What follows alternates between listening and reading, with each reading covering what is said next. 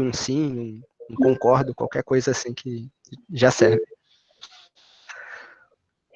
Isso, valeu. Aí. Eu não concordo não, João. Então vamos...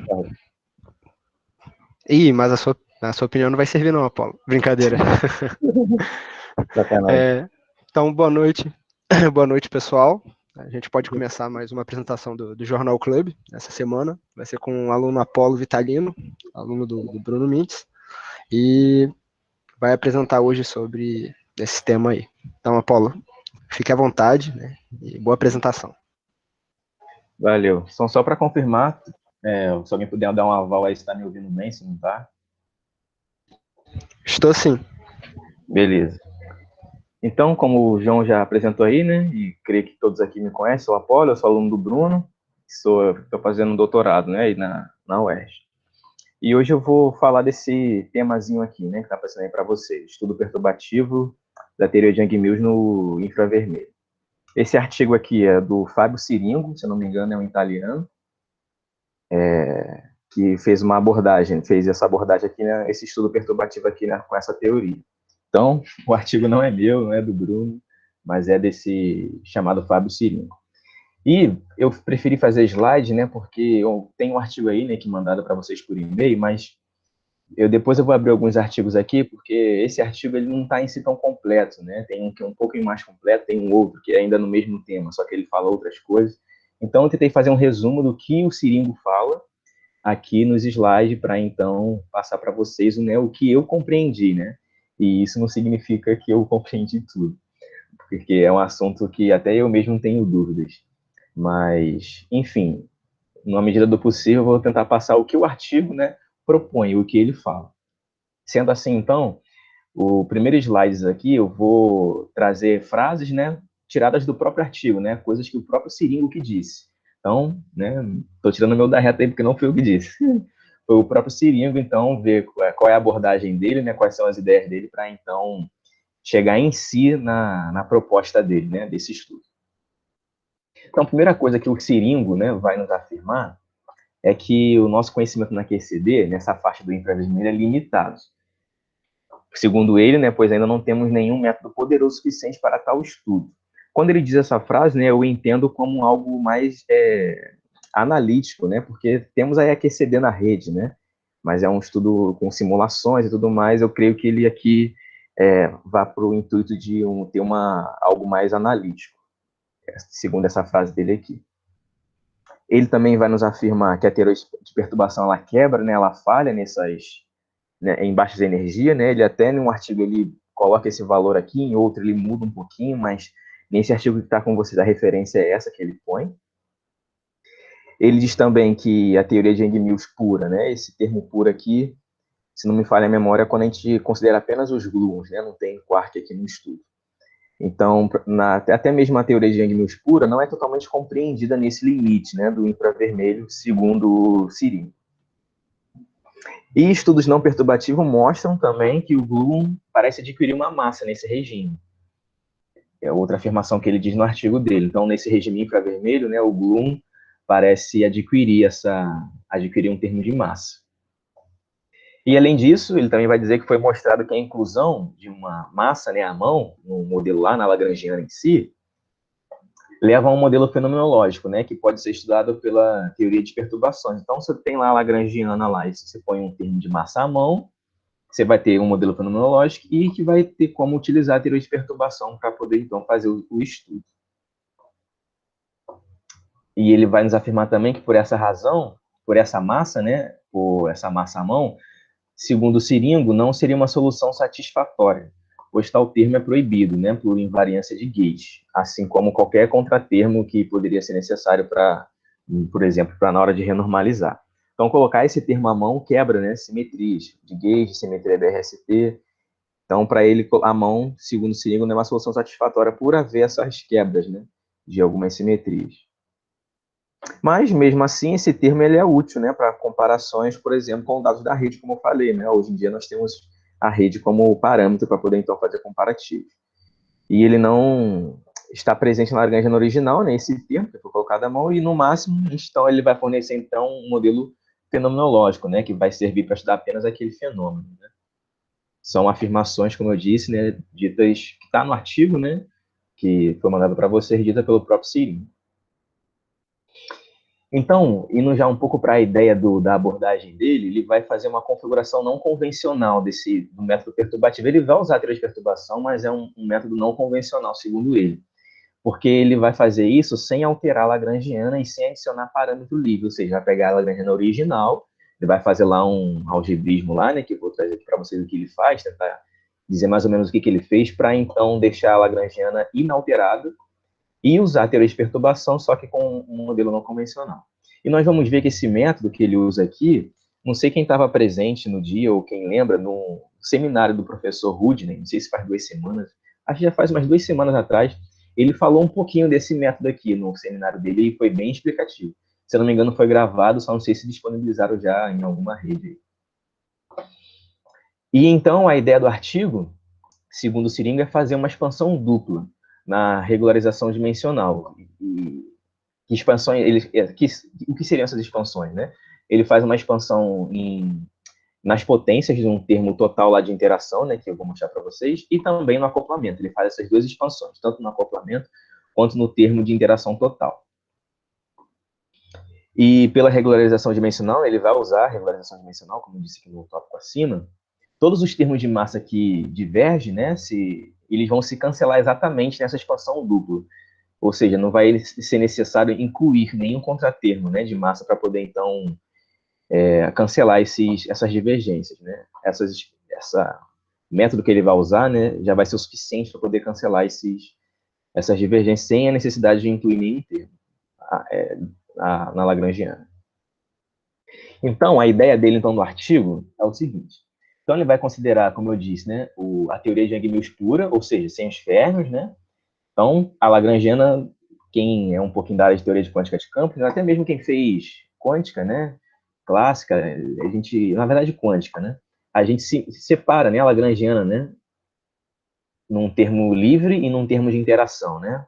Aqui, como é nessa teoria de Yang-Mills, vai ter a lagrangiana aqui do termo de Yang-Mills, né, e essa parte da lagrangiana vai ser da fixação de gauge. Né? Mas o ponto é que a gente, né, separa, né, a lagrangiana numa parte livre, ou seja, que não tem a interação, e a parte que tem a interação em si. Então, uma coisa que a gente faz, né, geralmente. E aqui, nesse artigo em específico, ele usa o gauge de Landau. Tem um outro que ele usa o gauge linear covariante, né, tem outros artigos que ele vai utilizando outros gauges para poder ir vendo, né, o que acontece.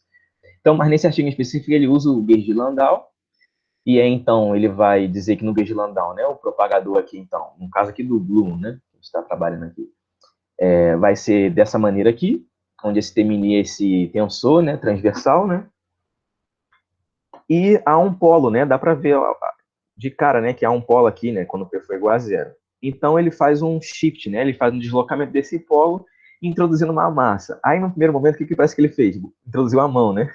Mas não, ele vai dizer que para que a Lagrangiana, então, fique inalterada, é preciso adicionar esse ΔL, que é esse carinha aqui, no termo de interação, ou seja, o termo de interação vai ganhar esse ΔL para que, então, a Lagrangiana fique inalterada. Pelo menos para mim, quando ele disse isso no primeiro momento, para mim não ficou tão claro. Eu tive que ir num outro artigo dele para poder entender como é que, ao introduzir esse termo, o negócio fica inalterado. Porque no primeiro momento, para mim, não é tão imediato. Pelo menos eu não consigo ver. Mas, enfim, nos próximos slides eu vou tentar deixar um pouco mais claro, né, como é que é essa questão de deixar inalterado. Apolo. Pode. Alguém me abriu o microfone e pode falar. É uma dúvida. Esse formalismo aí é no euclidiano ou é no Minkowski? Parece que é no Minkowski, né?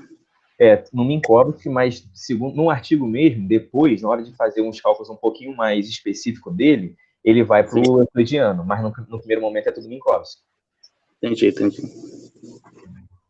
Bom, pelo menos foi o que eu entendi lendo o artigo, né? Mas beleza. Então, ele está apenas, né, como eu disse, somando e subtraindo o mesmo termo na lagrangiana total. E no próximo slide isso vai ficar um pouco, essa soma e essa subtração, para deixar o negócio inalterado, vai ficar um pouco mais claro. De como é que é isso mais, assim, nas formulazinhas, né, na ação em si. Mas o que ele faz, basicamente, é somar um termo e subtrair o mesmo termo para que, então, fique inalterado. Ou seja, basicamente isso aqui, né? Tem a lagrangiana lá, ele vai somar esse termo, ΔL, e vai subtrair esse mesmo ΔL. E então ele vai desenvolver, né, aquela expansão que eu mencionei para vocês, perturbativa, né, em potências da interação total. Ou seja, a interação total, então, para ele, seria esse L int menos esse ΔL. Então, todo esse termo aqui é a interação total dele. Esse cara aqui, ele vai acoplar aqui e dizer que vai fazer parte da interação.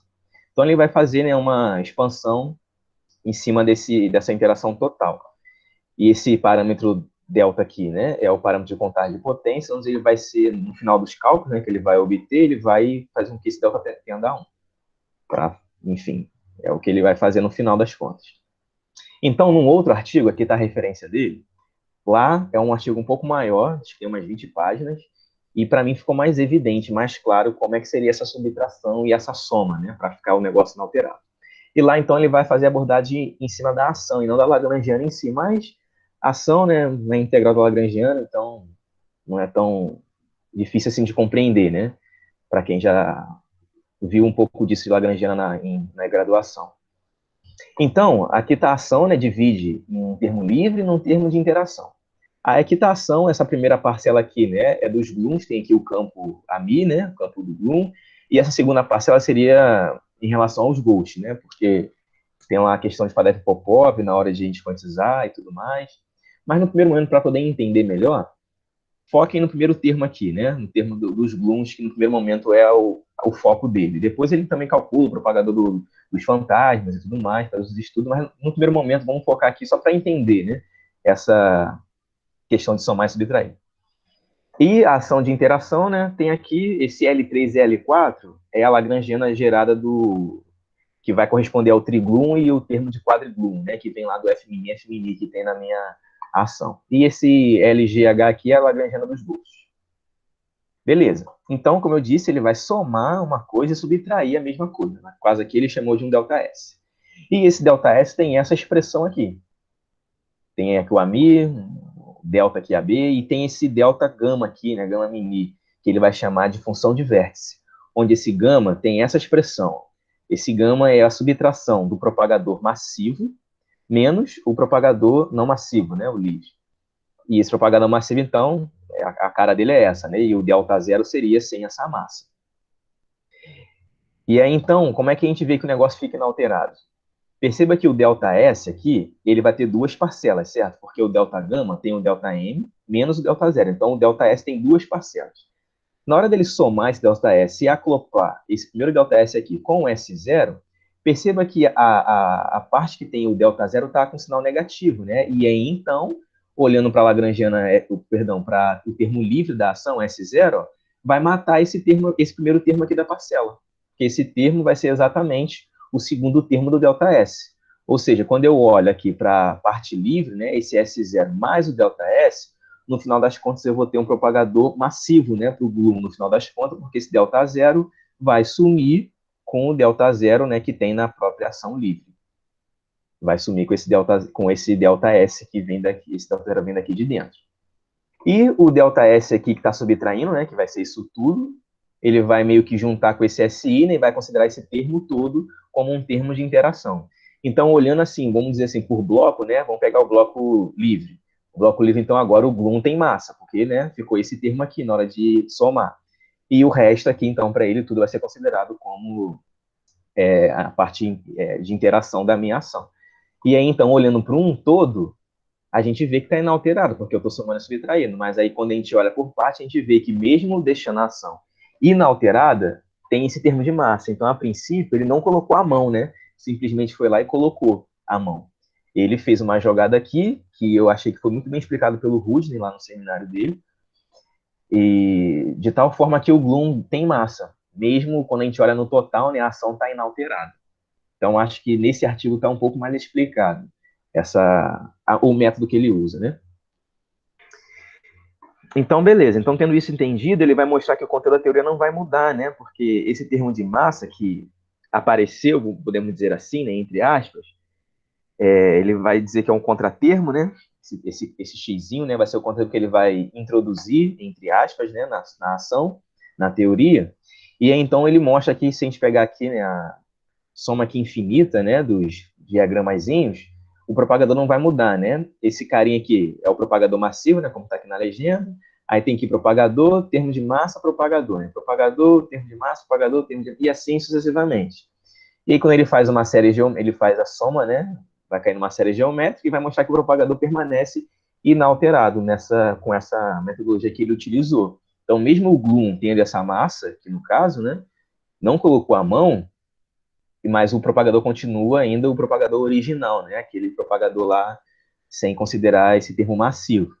Ou seja, ele não colocou a mão, sendo que se ele não colocou a mão, né, não teria, a princípio, de maneira explícita, podemos dizer assim, essa quebra de simetria, por exemplo, que acontece, né, quando a gente coloca um termo à mão de massa na minha teoria. E aqui eu coloquei uns resultados, né, que tem lá no artigo dele. Eu não coloquei nenhuma expressão em si, por exemplo, aqui no gráfico à esquerda é o propagador, né, aqui normalizado, né, porque ele divide pelo propagador com P0. E aqui o propagador, nessa linha sólida, é a teoria dele, e os pontilhados são... Alguém abriu o microfone e pode perguntar. Ah, não? Então prosseguindo.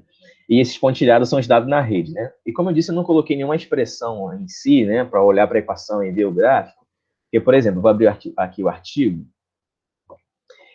para vocês verem uma coisa. Ainda que no slide, ele disse que essa figura 5, né, do propagador ΔP, ele é obtido pela equação 15. E lá na equação 15, aqui no artigo, tem o J. Aí quando eu olhei assim, uai, mas não era o ΔP? Mas aí esse JS aqui, se eu não me engano, nesse artigo ele não explica muito bem o que seria esse J, mas num outro artigo, nesse outro aqui que é bem maior, ele vai dizer, se meu inglês não está ainda está muito bom, né, mas não está muito ruim, mas se eu não me engano, como ele está dito aqui, né, uma função vestida, né, adimensional, né, tanto para o Ghost, né, para os fantasmas, quanto para o Gloom. Ou seja, esse JP aqui para mim é uma função adimensional, como está dito aqui, e ela é dada por essa expressão. Então a gente tem que saber tirar, né, o ΔP lá daquele J. E eu não fiz as contas, né, para poder ver como é que sai de lá, mas, enfim, aquele primeiro gráfico lá que eu botei aqui nos slides é referente a isso, né, ao propagador do Gluon. Deixa eu voltar lá. E foi aquele resultado que ele obteve, né, com aquele gráfico que tem, a princípio, um bom resultado, né, com os dados da rede, né? Como disse, as bolinhas aqui são os dados da rede. E aqui na direita está o gráfico para constante de acoplamento, né? Onde a linha sólida aqui é do modelo dele, aqui os pontilhados é o dado na rede, e a gente vê que tem uma certa discrepância aqui no iniciozinho, né? Comparando a rede com o modelo dele, mas aqui já a discrepância já aumenta, né? Comparando já da rede com o modelo dele. Nessa parte do gráfico aqui, à minha esquerda, essa discrepância já aumenta um pouco. E aí ele vai argumentar que essa discrepância, segundo ele bota a culpa na rede, né? Pelo menos o que me falaram, né? Do que eu sei, geralmente a gente visa o modelo para ver se a gente não levou alguma coisa, não está levando alguma coisa em consideração, né? No modelo, da forma que a gente está tratando as contas, está perdendo alguma coisa, né? Geralmente o povo diz isso, pela minha experiência, que é pouca, mas é o que eu ouço falarem, né? Nos seminários que eu vou. Mas aqui, no próprio artigo, num outro, ele vai dizer, tá vendo muitos artigos, né? Ele vai dizer aqui, né, que ele acredita que esse desacordo, né, é causado pela parte finita, né, que é a rede em si, por ser aproximadamente esse valorzinho aqui. Então, ele está, né, colocando a culpa meio que lá na rede, né, de como a rede trata tudo isso.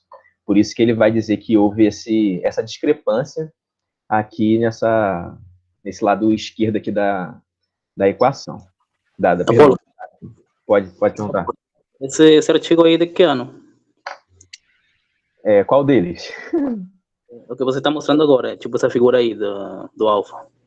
Esse, se eu não me engano, é de 2000, deixa eu conferir aqui, mas é 2016, 2016, né? Na verdade, foi publicado em 2018, né, mas pode falar. Eu já vi, agora não me lembro o nome dos autores, só de Oliveira.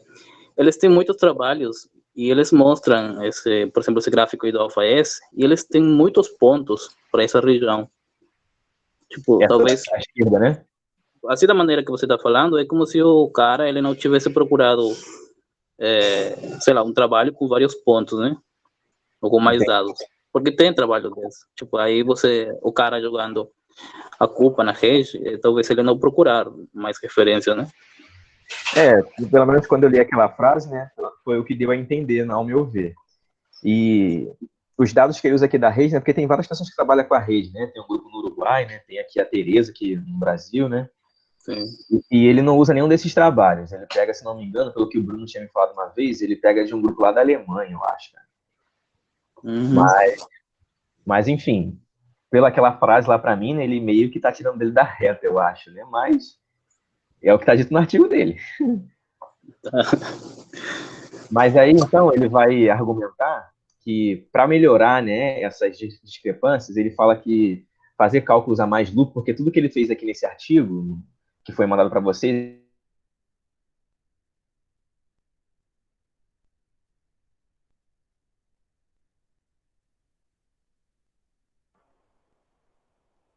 Foi só para mim que caiu? Caiu para mim. O Apolo disse que se caísse a internet demoraria um pouquinho, ele já deixou atestado aqui. Vamos esperar um pouquinho e aí o Apolo deve voltar. O tempo tá ruim em todo lugar do Rio de Janeiro hoje, então isso acaba sendo na internet. Carlos, Sim. o que você estava dizendo era que nesse gráfico aqui do direito da custeio de acoplamento, o próprio autor escolheu um resultado da rede pobre, que tem outros grupos com alguns resultados mais precisos, é isso? Isso. Entendi. Aí é sociologia, né? Eu achei muito estranho, tipo, ele falar diretamente, assim como o Apolo tá falando, né? Uhum. Sendo que tem outros trabalhos. Entendi. Não, aí é sociologia, né? O próprio grupo escolhe quem ele referencia. Sim. Não, mas entendi. Vamos esperar um pouquinho o Apolo, ver se o Apolo volta. Parece que ele entrou. Pandemia, né? Problema de todo mundo, essa internet aí caindo. Bom, acho que esse problema aí é fora da pandemia, é o problema da chuva, que cai a internet certo. Sim. É verdade. Aqui mesmo onde eu moro tá chovendo. Então...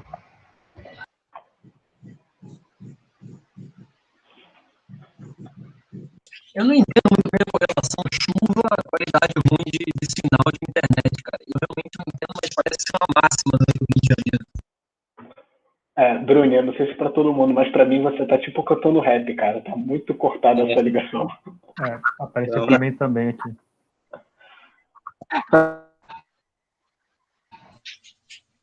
Melhorou agora? Um pouquinho. Acho que a internet todo mundo deve estar ruim. Pois é.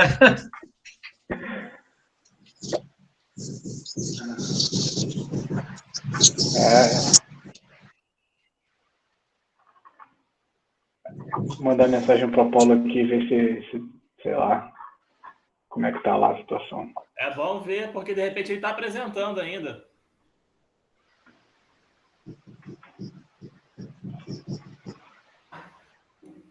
Imagina, ele tá animadão lá falando. Aí voltou. Tá vendo a conexão dele lá?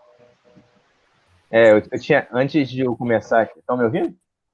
Tá dando. Estamos vendo. Eu tinha falado, né, com o João, que aqui onde eu moro tá chovendo bastante, não sei como é que tá na região de vocês. E aí, era quase certo a minha internet cair, mas já tentei. A gente te perdoa, a gente sabe que você não tá fugindo, não. Não se preocupa, não.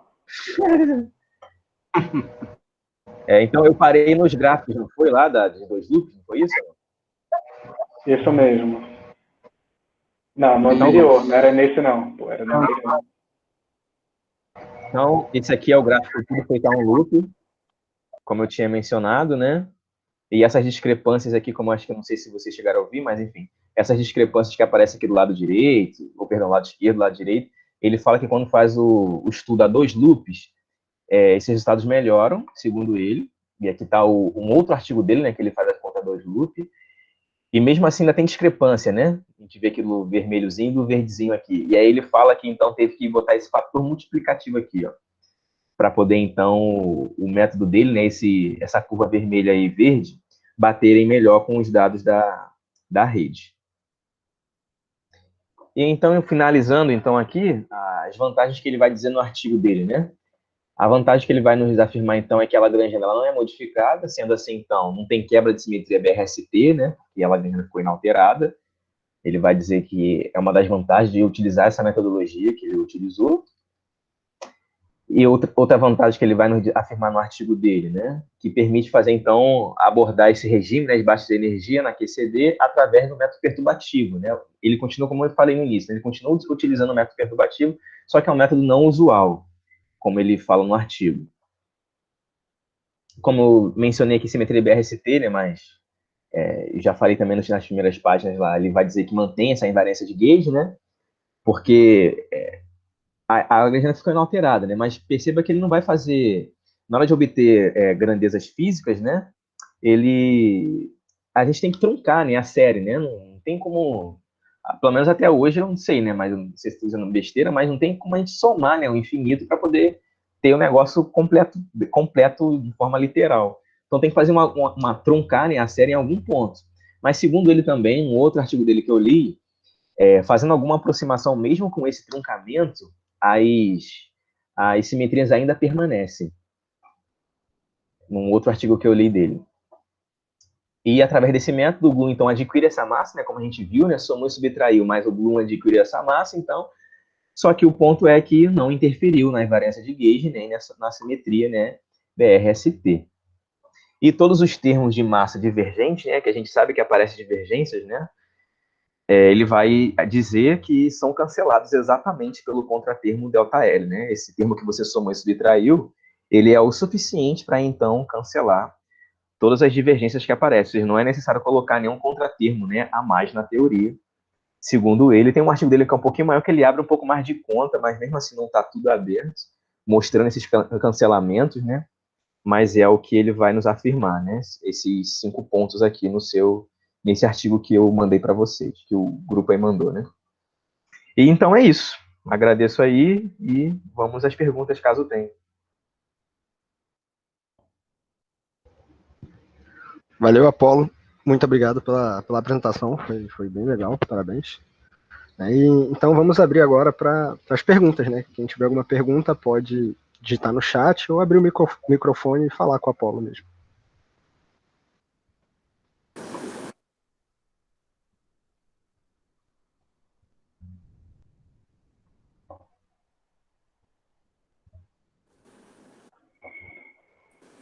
Apolo? Estou aqui. Pode voltar nos gráficos lá de novo? Sim, sim. Esse é o outro. Não, no próximo. Isso. Só queria ver, né, no que você estava plotando. Aí é o plot da constante de acoplamento, é isso, né? Isso, constante de acoplamento, perfeito. Se eu não mencionei, peço perdão aí, mas é a constante de acoplamento.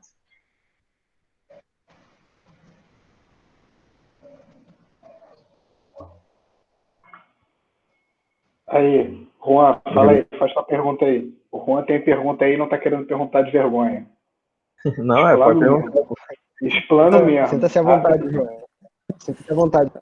Paulo, beleza? Beleza, pô, tranquilo. Cara, eu só queria saber, curiosidade, se esses cálculos na rede eles não dão possibilidade de você ter algum erro associado a essas medidas.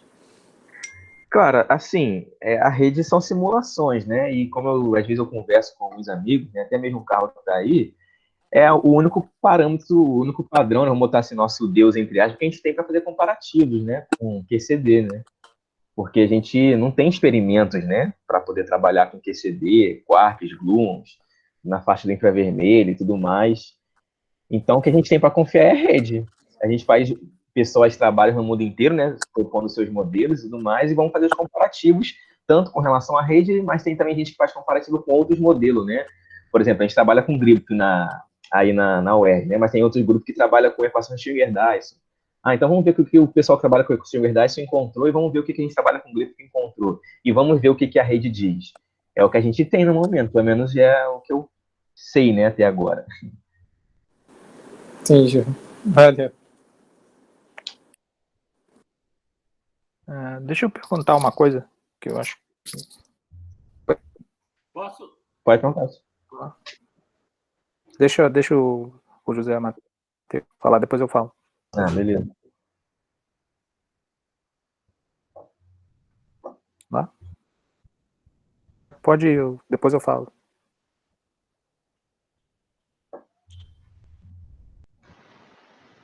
Acho que deu ruim, pode ir, Marcelo. Acho que ele Tô não... vendo que ele sumiu. Ele tinha aberto, depois... Desculpa, eu silenciei e não, eu tô falando só. Sim, vai lá.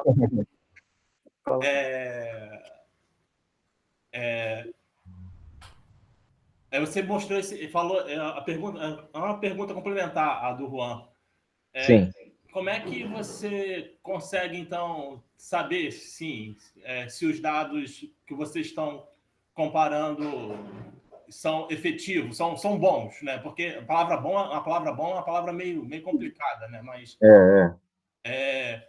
como é que eu sei? Por exemplo, você está mostrando dois gráficos ali.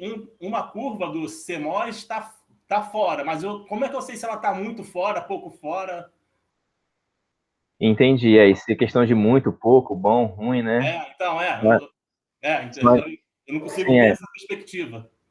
São adjetivos realmente aqui meio difícil de lidar, né? Mas o que eu tenho a te dizer é, cara, não sei. Como eu disse lá na outra resposta, né? A gente tem uma certa confiança, né, no que a rede fala pra gente. De todos os outros experimentos, né, que a rede bate muito bem, né? E a gente tem uma certeza, né? Porque tem experimento para mostrar e tem a rede para confirmar essas coisas. Então, a gente tem uma certa confiança nos dados da rede. E aí, o bom, entre aspas, seria, né, o modelo bater com o que a rede fala. Agora, se o da esquerda está pouco bom, muito bom, ou infinitamente não tão ruim assim, e o da direita está melhor, eu, sinceramente, não sei te responder. Não sei se o Marcelo tem algo a dizer, mas eu, sinceramente, também fico com a mesma impressão assim, né? Meio que no escuro, né, fazendo as coisas. Entendi. Valeu, obrigado. Nada, cara. Opa, oi. Não, acho que você disse bem, acho que é isso mesmo, não tem os erros da própria rede também, né? Também tem o fato de que você está fazendo comparação com um modelo em rede, que é diferente, mas você espera que ambos no limite vão ser iguais, então, enfim, tem várias questões aí, né? Mas é o melhor que você pode fazer, de qualquer forma. Agora, a minha questão é mais assim, que acho que eu alguma coisa, porque eu acabei tendo que fazer outra coisa, acabei perdendo um pouquinho, mas pelo que eu entendi, ele está fazendo, ele somou e subtraiu uma massa, tá bom, mas depois ele fez a conta perturbativamente com o propagador com a massa, né? Isso. É isso. E a justificativa de que isso é ok e que bate bem, enfim, para você fazer a expansão perturbativa e confiar nela, seria esses gráficos do running coupling, por exemplo, que aponta que o acoplamento é fraco, né, em energia baixa, né, nesse sentido, né? Seria isso? É essa a ideia? Então, só pelo que eu li no artigo e entendi, sim, essa é a ideia. A confiança seria os plots que ele fez, né, e viu que dá para comparar com o que a rede está dizendo para a gente. Porque se você faz o cálculo perturbativo puro, né, na Young Mills, tipo livro-texto, a coisa mais ingênua você vai e faz, você vai ver o acoplamento indo para o infinito em energia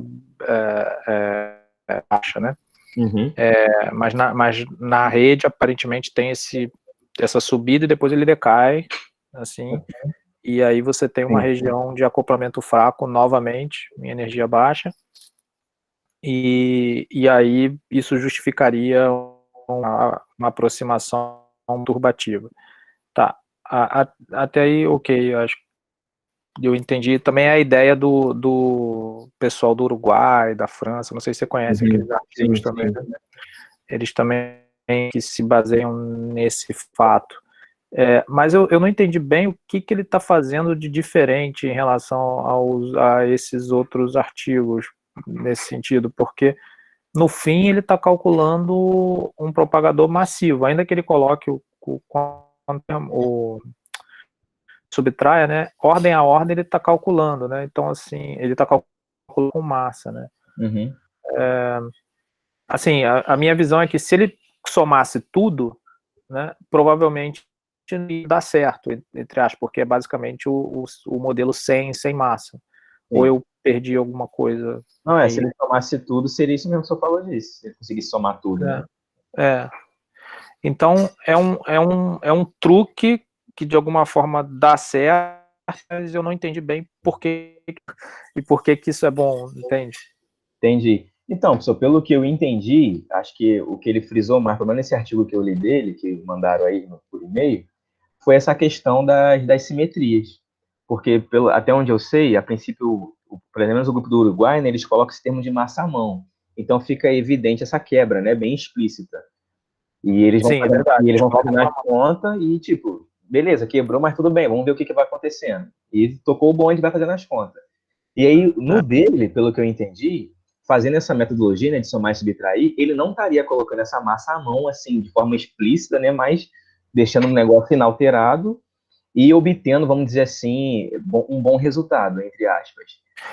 E ele coloca isso, mas aí vem aquela questão da truncagem, né, que você até mencionou, porque me parece, aí eu posso estar sendo ingênuo também, porque, bom, eu só sei pelo que você falou aqui e por rapidamente olhar os slides, eu realmente não esse trabalho dele, então eu fico pensando se isso não é um exemplo de um problema de truncagem, né, porque, como eu falei, se você somar tudo, você recupera a Yang Mills perturbativa usual com massa zero. Mas se você truncar de forma esperta, basicamente como ele fez, assim, né, você vai obter resultados que não são triviais, mas basicamente porque você truncou, né? Se você somar outro termo em seguida, você vai cancelar, enfim, né? É uma truncagem. A minha pergunta, assim, existe alguma afirmação dele sobre isso, que isso poderia, de repente, não ser só um efeito de truncagem, ou sei lá. Bom, só pelo que eu li, né, pelo que eu lembro do artigo que eu li dele, a única coisa que ele vai falar com relação a essa truncagem é que fazendo aproximações, e ele também nem citou, pelo menos no artigo que eu li ele não citou, não sei se tem algum outro que ele vai abordar um pouco isso mais abertamente. Mas mesmo com a truncagem, fazendo certas aproximações, segundo ele, ele ainda permanece com a preservação dessas simetrias e da invariância de gauge, né? Enfim, foi o que eu li e pelo que eu entendi foi isso. Ó, realmente, a gente tem que truncar, mas mesmo truncando, fazendo certas aproximações, eu ainda permaneço com as simetrias que a teoria original tem. Uma outra questão relacionada a isso, eu tô vendo que tem uma preocupação dele aí com relação às simetrias e tal. Agora, por que existe essa preocupação? E essa preocupação existe porque a simetria de gauge, por exemplo, não é de fato uma simetria, uma redundância ali, e você quebrar de alguma maneira essa simetria assim, você estaria realmente tornando a teoria inconsistente. Então você violaria questões de unitariedade, por exemplo. Então é muito importante tentar manter essa simetria. Mas a minha questão é assim, se quando ele faz a truncagem e para numa certa ordem com a massa, se você olhar essa ordem, você veria que a teoria é unitária e é ok, e de repente perde a unitariedade se você olhar para ela até essa ordem. Eu entendo que ela exata, ela teria tudo, porque basicamente a massa não, né? Você somou e subtraiu.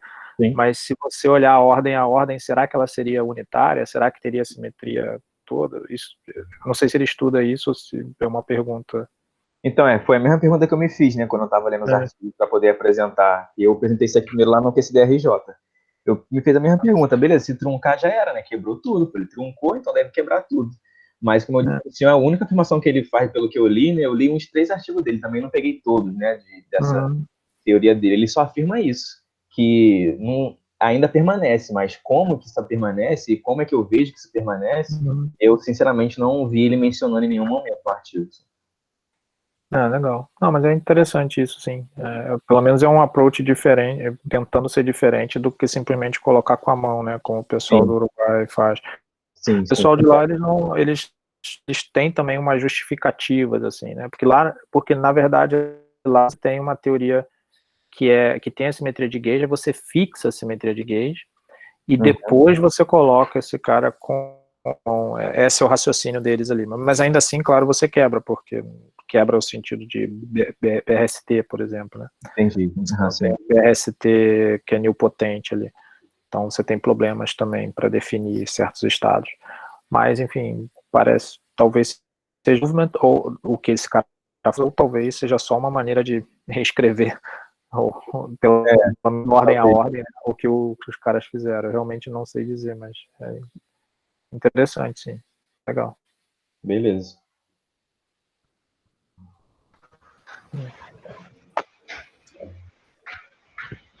Então, pessoal, mais alguma pergunta para o Apolo? Outra dúvida. É sobre a constante de complemento. Aparentemente, a rede, então, pelo que eu já vi também em outros trabalhos, ela mostra que a constante de complemento vai para zero quando o momento vai para zero, né? E, pelo que falou o professor Marcelo também, né? Então, isso é por questão do gauge ou é uma coisa geral? Cara, eu também, quando eu até comentei com o Carlos, né, quando eu estava fazendo isso aqui, esse gráfico aqui à minha direita, eu nunca tinha visto um assim, indo a zero quando o momento vai a zero, né, a questão de acoplamento. Então, é uma boa pergunta se o Marcelo puder dizer algo, porque eu também não faço a mínima ideia, porque eu nunca tinha visto, né. Eu acho que para calcular, bom, quando a gente calcula a função beta, a gente em geral fixa algum gauge, né? Na rede, eu sinceramente eu não sei se eles precisam fazer isso para calcular a função beta. Talvez, eu acho que sim, eu acho que vai depender de um fixador aí, porque de fato a função beta ela depende, né? Pelo menos até uma certa ordem ela depende. Então, eu não sei, eu sinceramente eu não sei tanto disso para saber se isso depende do gauge, né? Esse cálculo específico aqui. Entendi. Outra dúvida a respeito a isso, por exemplo, pelo que eu vi, o pessoal sempre trabalha com gauge de Landau para o propagador do Bru, né? E eu acho que vai ser o mesmo gauge, né, para fazer os mesmos cálculos. Mas aparentemente nesse gauge a gente vê que uma secreção de acoplamento ela começa a ficar fraca no infravermelho e isso não seria como se a gente tivesse novamente uma liberdade assintótica? Tipo, a QCD, ao menos nesse gauge, estaria se comportando assintoticamente livre para baixas e para altas energias, é isso? Bom, eu não sei, não sei mesmo, não faço a mínima ideia. Não, na prática é isso mesmo, né? Porque é como se o acoplamento se desligasse também, né, em energia baixa, por alguma razão. Eu sinceramente acho isso meio estranho, mas pode ser um artifício realmente da rede ou de gauge. Eu não sei se bom, mas eu não acho que é uma liberdade assintótica inversa nesse sentido, mas simplesmente o acoplamento se torna mais fraco.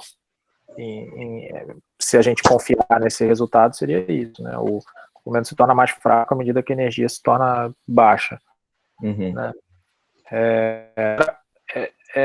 Aqui tem que lembrar também que é Young-Miller, né? Eu não sei se essas coisas mudam com quarks também, que na rede é quase muito difícil de...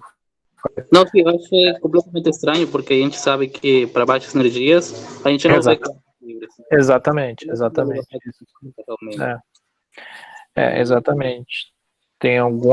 Tem que ter algum efeito de hadronização em algum momento aqui, e o acoplamento se deixar assim não parece ser muito o que você esperaria, né? Sei lá. E falando ainda desse negócio de gauge, uma outra afirmação que eu lembrei que agora que ele fala nos artigos é que quando ele testou outros, né, para ele o melhor resultado que ele obteve, né, dessas contas todas foi no gauge de Landau. Ele vai também afirmar isso no artigo, que é o melhor gauge que ele, para ele, trabalhar e obter os resultados. Em geral o pessoal faz as contas no gauge de Landau mesmo. Agora, os cálculos em rede, eles têm muito, porque tem grupos, né, eles trabalham com vários approaches. Tem gente que não fixa gauge nenhum porque está interessado em quantidades que são sempre gauge invariantes, e na rede você consegue fazer, né? Agora, quando você quantidades, tipo esse propagador e tal, aí você precisa escolher um gauge. Aí tem todo o problema de fixar o gauge na rede. Né? Aí você tem maneiras de fazer isso também. Aí tem um gauge que no contínuo seria o do Landau. Aí as pessoas chamam o gauge de Landau, né? Porque emite contínuo bateria com... Mas, enfim, tem todos os... Como alguém já mencionou, já fizeram essas perguntas a respeito dos erros, né? Tem sempre os erros associados a essas coisas também. Então, não sei. Mas, de maneira, o método dele é interessante, né? Nesse sentido de bater com esses dados aí. Uhum. E seria legal checar essa questão de unitariedade, se isso tem... se isso sobrevive em ordem a ordem. Eu chutaria que não. Mas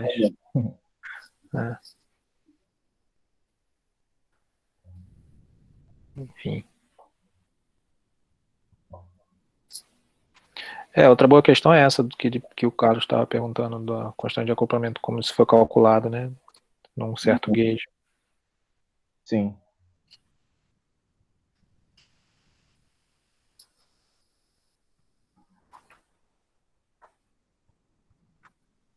Mas enfim, por mim tá bom. Não tem mais perguntas, não.